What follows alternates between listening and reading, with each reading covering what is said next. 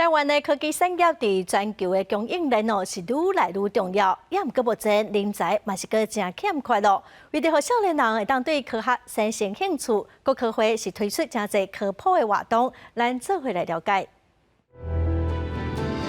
总是被说头脑坏掉的我，刚来到 Kids Science 活动，测试很多脑科学的仪器，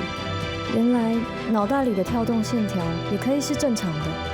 这个用真人故事改编的微电影，讲一个学生因为过动症，致使伊读册阶段定定着答，去体验脑科学的时，无意中了解到其实有减轻症状的办法，从此以后大大改善伊的生活。为着要推广科学的普及，促进少年朋友亲近科学，国科会连办5年的 Kids Science， 希望让大众了解科学其实无离咱这么遥远。如果你对于生物科学有兴趣的话，其实国卫院的 那个斑马鱼啊，这方面呢是值得您去拜会的。如果你对于能源议题有兴趣，台科大的能源实验室电化学能源实验室，我强烈推荐给你们，因为呢，你可以从简易的这个电化学实验，可以了解到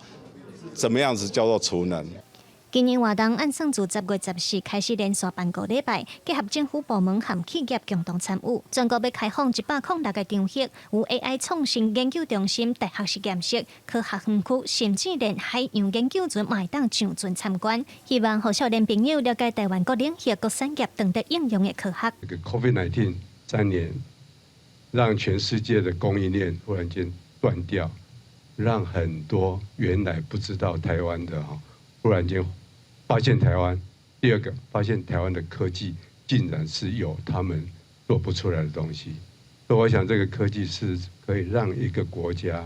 可以，even你是很小的规模，也可以让全世界看到。现此时，侪科技产业拢在欠人才，加上即马大家囝生少，要安怎让少年朋友愿意亲近科学、投入科技研究，都是真要紧的代志。国科会希望透过 Kids Science 一系列的活动推广，会当增加大众对科学的兴趣。记者卢尚如、曾俊佑台北报道。